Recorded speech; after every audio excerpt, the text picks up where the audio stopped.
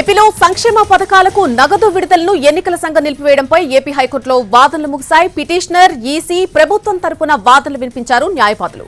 DBT పథకాలకు అనుమతి ఇవ్వలేమని కోర్టుకు స్పష్టంగా తెలియజేసింది ఎన్నికల సంఘం. సుమారు 5 గంటల పాటు వాదనలు విన్న న్యాయమూర్తి తీర్పును రిజర్వ్ చేశారు.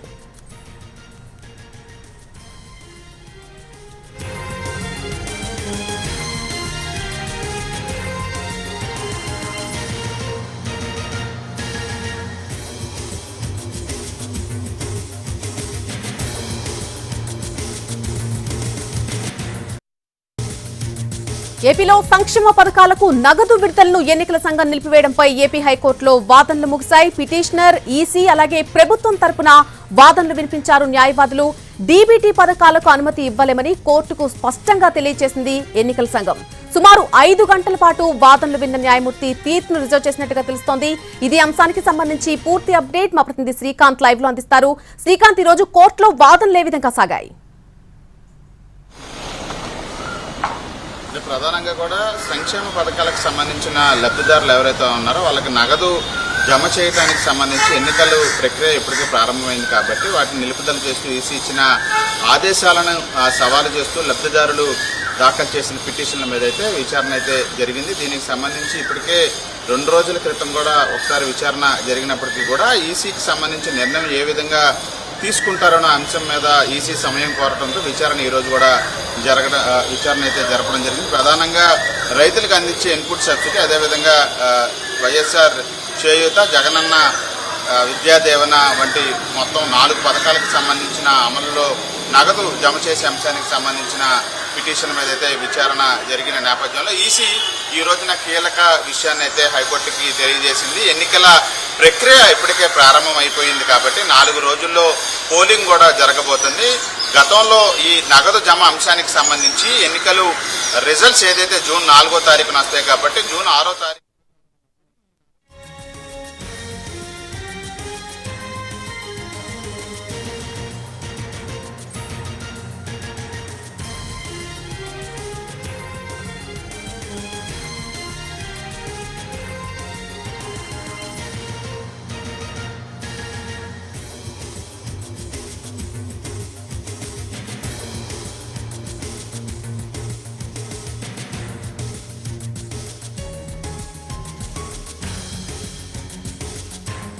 రైట్ అన్న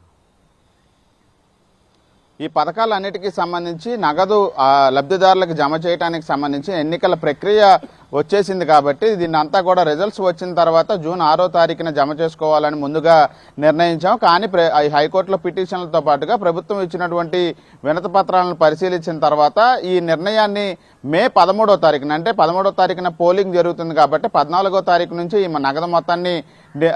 నగదు జమ చేసుకోవడానికి కొత్తగా నిర్ణయం తీసుకున్నట్టు కూడా ఈసీ అయితే హైకోర్టు దృష్టికి కూడా తీసుకువచ్చినప్పటికీ కూడా అటు ప్రభుత్వం తరపు నుంచి కూడా గతంలో కూడా ఇదే విధంగా ఎన్నికల ప్రక్రియ మొదలైన సమయంలో కూడా ఆన్ గోయింగ్ స్కీమ్స్ కి సంబంధించి నగదు జమ అయితే చేయడం జరిగింది. గత ఎన్నికల సమయంలో పసుపు కుంకుమ దాన్ని కూడా నగదు కూడా జమ చేశారన్న విషయాన్ని పోస్ట్ డేటెడ్ చెక్కులు కూడా ఇచ్చారు ఆ సమయంలో. ఆ తర్వాత బ్యాంకుల అకౌంట్లో అమౌంట్స్ కూడా పన్నాయి అనే విషయంతో పాటుగా గతంలో ఆన్ గోయింగ్ స్కీమ్స్ కి సంబంధించిన డబ్బులు ఎన్నికల ప్రక్రియ సమయంలో ఇచ్చిన విషయాన్ని కూడా ప్రభుత్వం తరపున న్యాయస్థానం దృష్టికి తీసుకొచ్చారు. మరోవైపున లబ్ధిదారులకు సంబంధించినటువంటి పిటిషనర్ ఎవరైతే ఉన్నారో వాళ్ళ తరపున న్యాయవాదులకు మాత్రం కరువు మండలాల్లో ఉన్నటువంటి రైతులకు ఇచ్చే ఇన్పుట్ సబ్సిడీ అంశం అనేది ప్రస్తుతం ఖరీఫ్ సీజన్లో వాళ్ళకి చాలా అత్యవసరం కాబట్టి అత్యవసర పరిస్థితులు అయినటువంటి వరదలు కానీ కరువు పరిస్థితుల నేపథ్యంలో ఈ సాయం చేయొచ్చు ప్రభుత్వం తరపు నుంచి అనే విషయాన్ని కూడా స్పష్టం చేయడం కూడా జరిగింది. అదేవిధంగా ఆన్ గోయింగ్ స్కీమ్స్ ఇవన్నీ కూడా ఈ రోజున ఎన్నికల సమయంలో ప్రారంభించలేదు. గతంలో ఉన్న స్కీమ్స్ కు సంబంధించి లబ్ధిదారుల ఎంపిక కానీ నగదుకు సంబంధించి విడుదల కానీ అన్నీ జరిగాయి. కేవలం లబ్ధిదారుల ఖాతాల్లో డబ్బులు వేయటం మాత్రమే మిగిలింది కాబట్టి వీటిని కొత్తగా ఎన్నికల సమయంలో తీసుకొచ్చిన పథకాలుగా చూడకుండా పూర్తి స్థాయిలో ఇది అంతా కూడా ఆన్ గోయింగ్ స్కీమ్స్ గా చూడాలనే విషయాన్ని పిటిషనర్ల తరపున వాదనలు వినిపించడం కూడా జరిగింది. అయితే ఈసీ మాత్రం ఎన్నికల పోలింగ్ కి 4 రోజుల ముందు ఇంత పెద్ద మొత్తంలో నగదు అనేది అకౌంట్లకి ట్రాన్స్ఫర్ చేస్తే అదంతా కూడా ఎన్నికల నియమావళికి విరుద్ధం కాబట్టి వాటిని